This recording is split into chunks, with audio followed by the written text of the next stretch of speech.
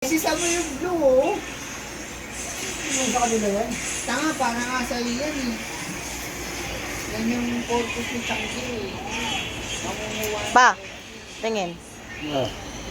Hello guys, ayan nga pala si Papa nagbabalat ng kamote kasi yan yung paninda namin, merienda sa hapon, yan yung ginagawang karyoka.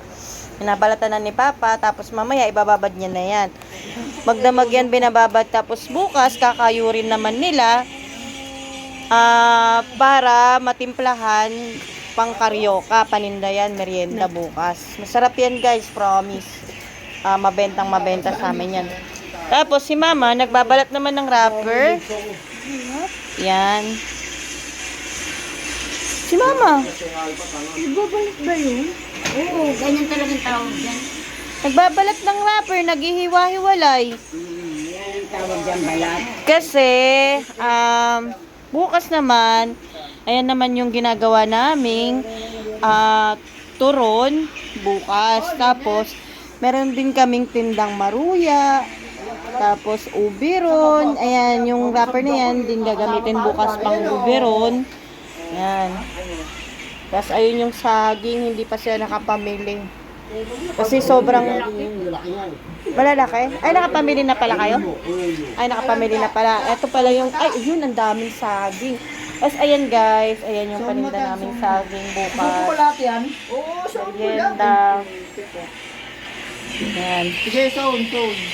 Yan, turon. Tapos minsan kapag may pang banana queue, ngayon wala eh kasi ang mahal ng saging. Maulan kasi bagyo-bagyo.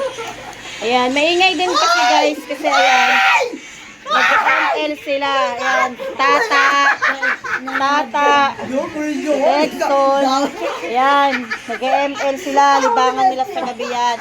Ito yung asawa ko, si Arnel. Ayan, ML is life yan sila paggabi. Ayan, ayan, si Dexon, asawa ng kapatid kong si Jenly. Tapos, si Tata, asawa ng kapatid kong bunso. Ano ba dyan? Ayan, ML is life. So, yan. Guys, ito yung munti naming bahay sa baba. Mag-tour guide ako sa inyo kapag Ayun, pag okay yung pakiramdam ko. Mahirap kasi mag-akyat manawag third floor. Ayan. Medyo magulo talaga yung bahay kapag may tindahan. Ayan. Ito yung babang bahay namin, magulo. Yan. Nagtitinda nga rin pala kami ng almusal sa gabi.